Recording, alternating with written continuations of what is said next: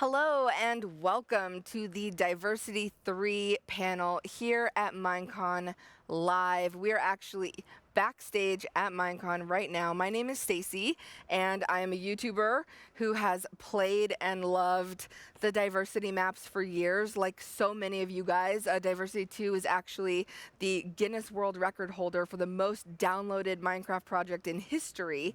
And we are lucky enough to have the devs, the ragtag team of devs, the masterminds behind the map here to talk about the project. So why don't we just go down the line and introduce yourself, where you're from, what your role is?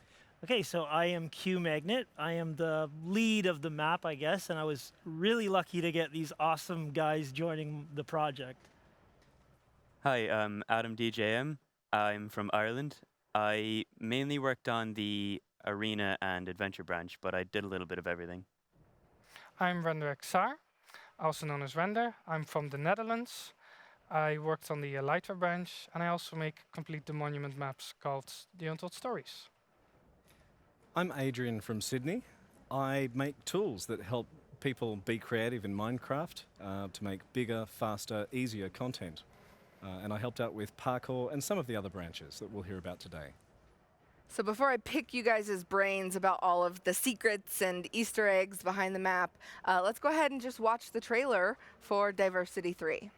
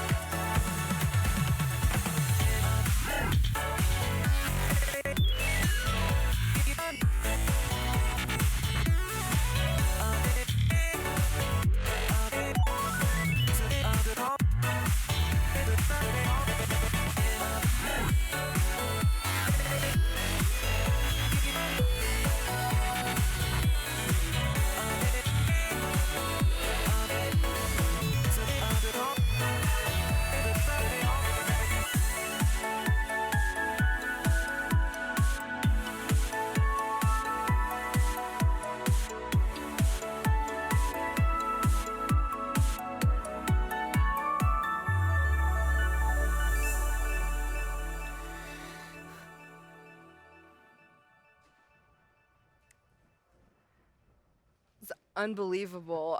So if you didn't play the map, I think that probably looked like the trailer for 20 different maps. Yeah. There needs to be like a new word for map to describe Diversity It 3. felt like 20 different maps. And that's not, this isn't even the whole dev team, right? No, there's like, well, I'm Canadian, another Canadian.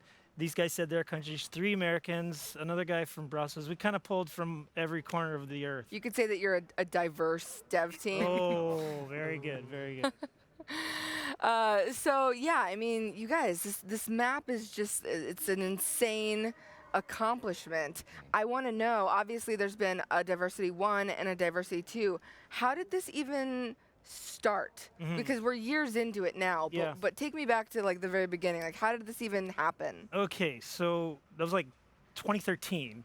There's a bit of a different map making scene. Like, I was part of a group who liked to build adventures in Minecraft and try to get players to play your things. And I was playing around with some redstone, and somehow I developed this thing where you put wool into a chest and it spits out a wool up on this screen type area.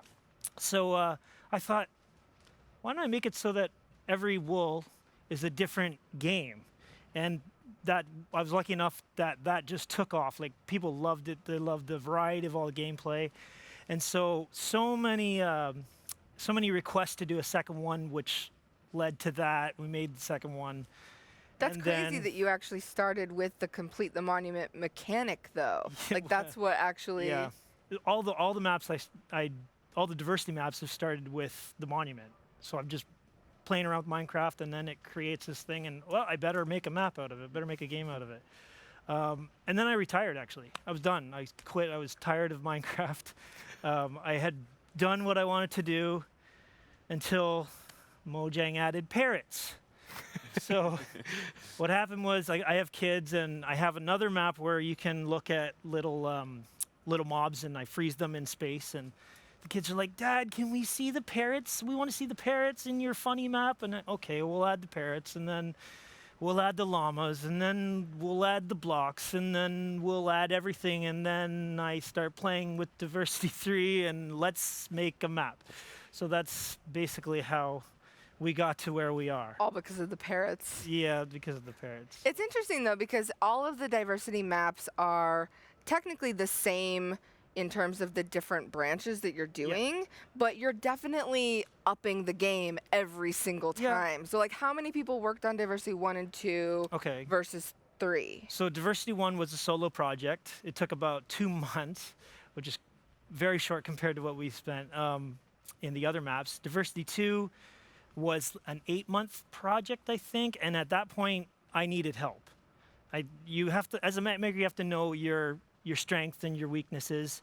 By the time I was starting to do Diversity 3, I was like, I'm going to do it myself. I'm totally going to do it myself. 3 months in, I'm not doing this myself. This is not happening. So I had to start acquiring teammates.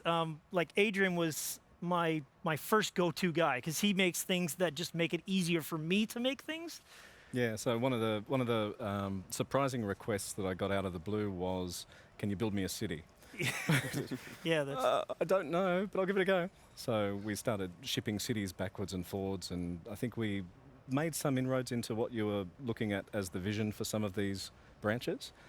But again, sort of got stalled. Things weren't moving as quickly as they probably should if there was going to be a finished project at the end of it. yeah. And then you started reaching out to other people. Yeah, so for the city, like, I knew I wanted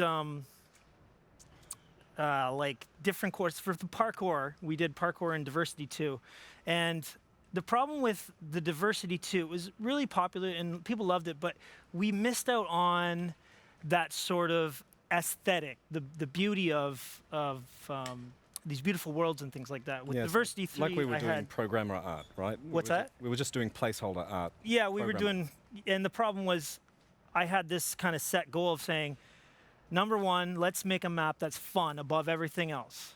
Number 2, I want it to be beautiful. And number 3, I want it to be having cool mechanics like wool that shoots out and Yeah. exchanges. The problem is I'm not good at the beautiful builds.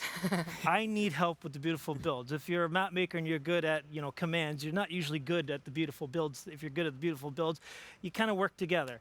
And so I kind of went around different ways. Adrian, I asked him because I had worked with him before, and then I think I did a Google search for Yeah. Minecraft map makers. Who does it? I saw Adam's work. I'm like, oh my goodness, I need this guy. I have to that have good this guy on the team. SEO. And it actually worked, yeah, funnily enough. Contact you on Reddit. Yeah. You asked me, do you know who I am? I'm like, yeah, of course. I did. Yeah. You know who I am. Yeah. I'm quite special. Then the first thing we worked on was adventure, actually. And you came with the proposition to do a space murder mystery. Space- Yeah. Yeah. So that was weird. So we ended up kind of planning that out. There's actually like a quote that I really like from an author, and it's like paraphrasing basically. You're either an architect or a gardener. So that basically means like an architect is you plan out all the rooms, the specifications, you know exactly what it's going to look like before you do it. Whereas like you and me, like we're more like gardeners. We just plant the seed and see what happens, right? So that's how we basically planned it out. So I started out doing like a spaceship for the space murder mystery, and I didn't like it. Yeah. We scrapped that idea. I Yeah. couldn't figure the story, but then you Then came back. Yeah. So then I came back with like an asteroid base, which Oh yeah, is actually showing right now. yeah. No big deal. Yeah. It's like So- no, the spaceship. Let's do a whole asteroid Yeah. base. Yeah. Take 2. How did you do? How did you do the Like for people who want to make shift or shape planets and stuff. How did you do that? Oh yeah, so like you're not like placing every block by hand, right? I mean, you'd know that too. Yes, So yeah. you're using like mods and plugins. So like there's two that I like, World Edit and Voxel Sniper. So like how you'd use them is basically it's like brushes. You're like painting a landscape, and you're like crafting it like clay, kind of like you're putting down brushes, different shapes, and you're just molding it. So that's how I made it anyway. Yeah, Yeah. And But, how'd you do the zero gravity? That was like my favorite that part. was him actually. Yeah, that's all commands. It's like it's so complicated. It's actually probably better to like talk to me directly and say, "How did you do this?" Well, you type this, this, and this, and this, and this. But that's all part of like being in a team using Adam's abilities to make this awesome scenery, and then I can take that and just sort of put the little touches on, and it creates a really cool gameplay aesthetic. So Yeah. like when we went and got render, I said to him like, what do you want to do with this? Here's some options you can do. I need your help too. You come back with the Elytra ring idea. Yeah, at first, I want to use the lobby as kind of as a training ground before letting the player actually go into the real branch Right. and let him fly around to kind of discover what the idea is without actually telling what the idea is. Kind of inspired by how Super Mario 64 does the flying as well. Really. Yeah. Yeah. See, that was the thing I wanted to do is like, if you have a map that you're trying to push to sort of a worldwide audience, you have to keep in mind that not everybody speaks English. Oh yeah. And so if you can make your map do as much as you can without words, numbers or sounds, something like that, so that and anybody around the world can pick it up and play and understand. It's really hard to find a balance, but kind of focus on that. That was really important. You come up with the ring idea, is that when you go through a ring, it Yeah. lights up. Yeah, and then afterwards, when you collect all the rings, all the other branches become open, or the other courses. And as you go through the courses, they're mostly linear, but then there are some that are completely open world, like this sky one that you can see right now. Oh, the cloud one. Oh, that was my favorite. Yeah. Yeah, it's really pretty. It reminds Oh, me yeah. of that. What is that, Aether? Yeah, it's actually inspired by the Aether mod.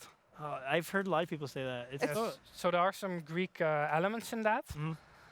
and also some Garden of Eden, golden trees. How do you take I noticed the floating islands? Oh yeah, the floating islands are actually they're generated trees. They're massive generated trees, but Okay. instead of logs and leaves, I actually used gravel, and then I collapsed it all into a gigantic mound.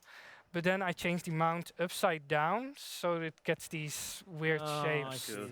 Flip the whole thing right Yeah. upside down. And then you replace all the blocks with an editor to something else. It was such a smart idea to make it so that it's not like you just have to finish the map to advance it, but to actually have to go through all of the rings is really cool. You were saying something about structure voids in one of the Elytra Oh, maps? Yeah, so structure voids, it's the greatest block in Minecraft. It's better than a command block. I love the structure void. It's a secret block, actually. Oh, It's invisible. You can walk through it. So you can do things with commands like when a player walks through a structure void, they don't know they're walking through it, but you can, put a Stacy head on their face or something like that. And so when we did the underwater Yeah. gliding one, it's difficult to fly underwater and do mechanics. So I said, why don't we put a layer of water over top of these invisible structure blocks, and you dive in, and you're actually flying through air.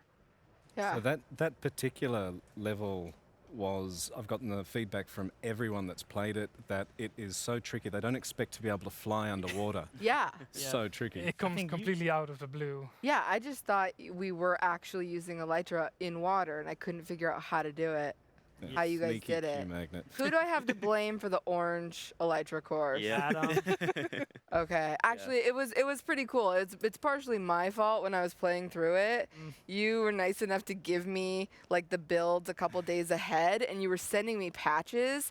And Cupquick and I got stuck on the orange and we must have done it like 200 times, like at least. Like I think it's muscle memory now, and we kept getting stuck at this one part in the dragon's mouth, Yeah. and it was like we're just not good at Elytra. And then I was like, oh no, I think Q sent me a patch a couple days I sent you ago. many patches. As soon as we put the patch in, Did you get the patch? We just, did it. just instantly in first We try. instantly that did it. beta one also was when the dragon's mouth was only like 1 block wide or something. It was so mean anyway. Yeah, it was. So brutal. The bad part about that is this is one of the mistakes that you don't want to do is when you first enter that area, that's the first one the hardest Yeah. one is the first one you're looking at. So let's pick that as number one.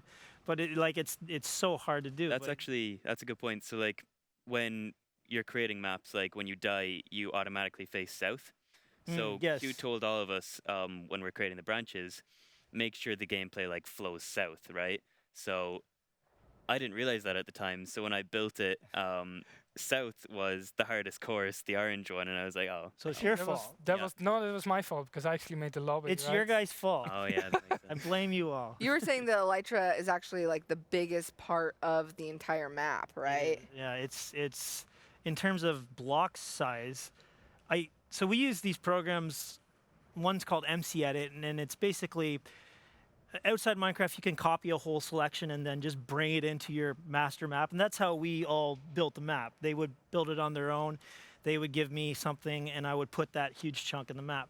Elytra was so big I couldn't copy it in one shot. It took me like 3 sections, bring it in, and I love that course. Like I love playing it. It's We don't talk about Labyrinthian. We do not talk about Labyrinthian, but it's a good addition for Yeah. Diversity 3. Speaking about the big sections, how far are each of the branch sections Yeah, from each they're- other in the map? They're about like 1,000 blocks out, each spread out. They're all self-contained little maps. So they don't lag each Ah. other.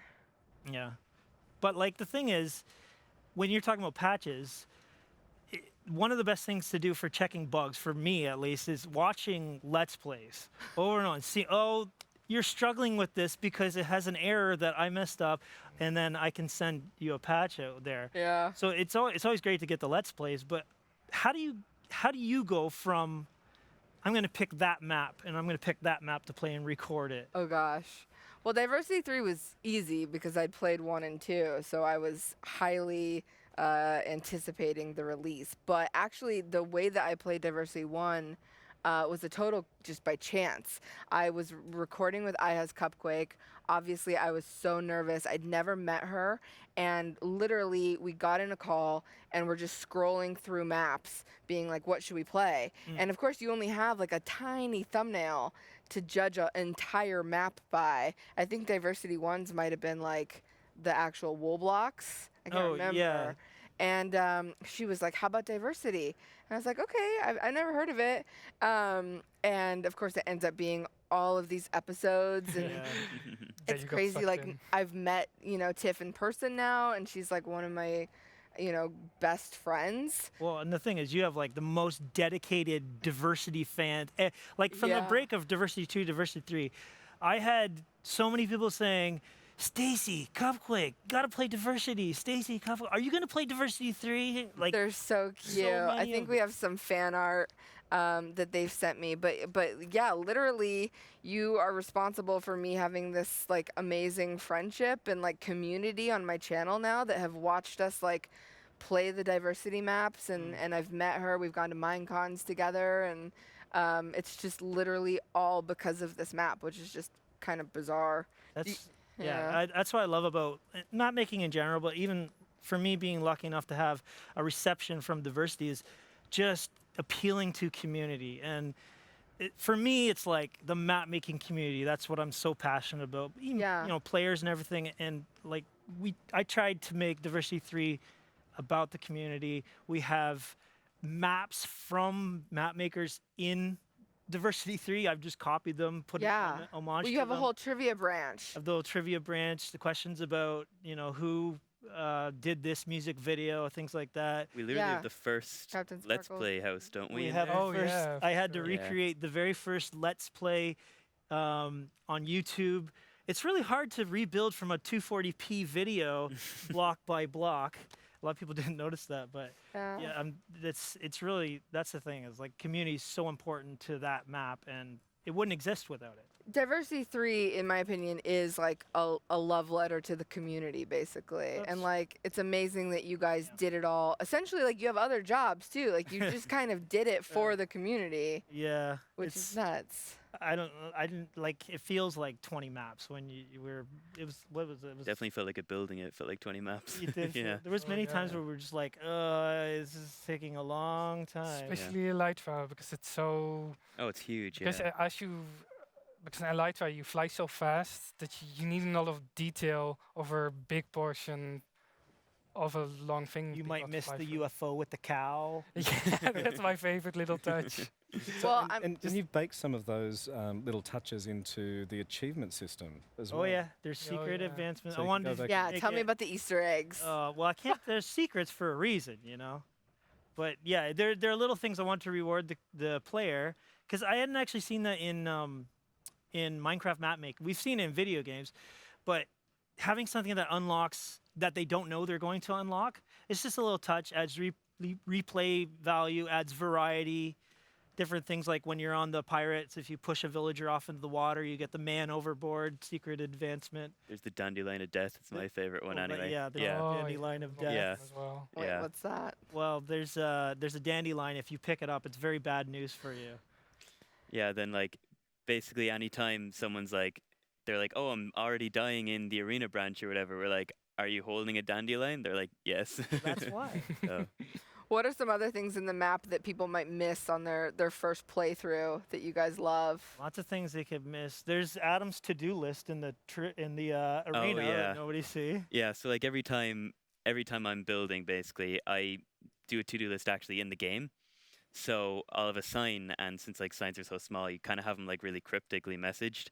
So I'll have my to-do list on the sign, so when I log back in, it's right in front of me, right? So I forgot to delete it when I was handing it over to Q one time, and he logged in with my player data, and he just saw this really cryptic sign right in front of him.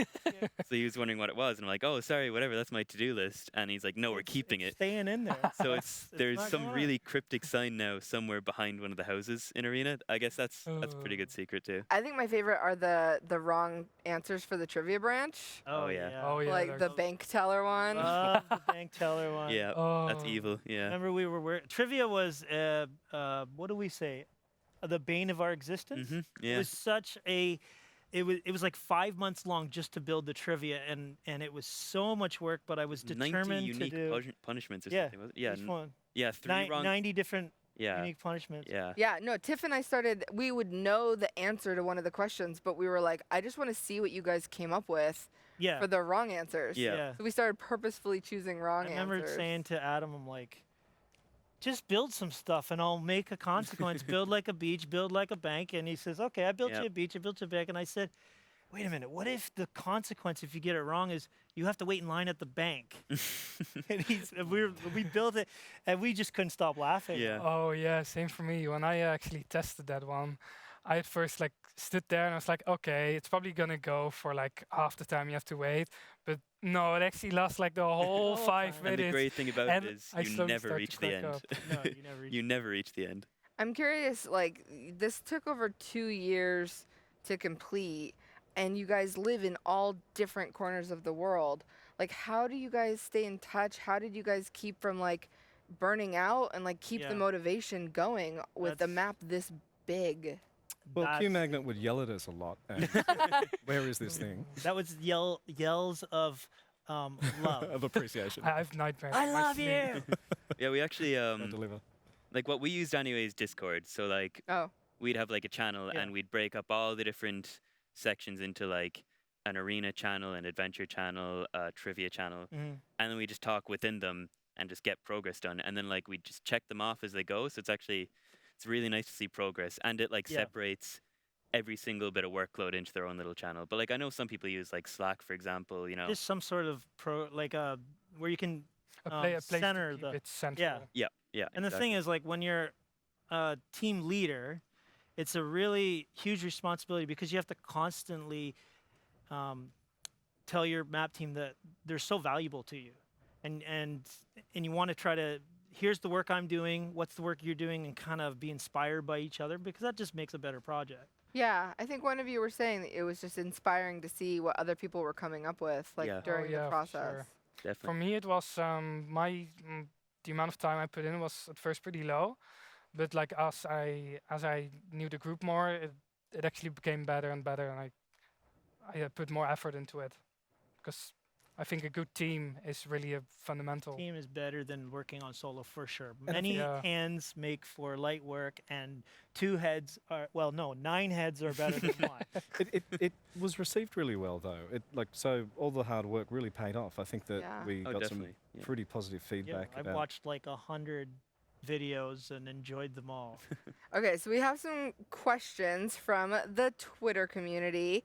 Impusey asks, I've heard that some map makers make sketches of their builds on paper before they build it. Did you guys do anything like that? Did you sketch it out?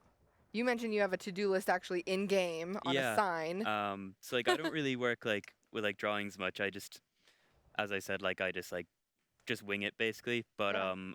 I'll use like inspiration images, for example. So I'll use like concept art from like concept artists on like ArtStation or something like that. And like I'll just have one folder on my computer, break it up by like structures, landscapes, all that.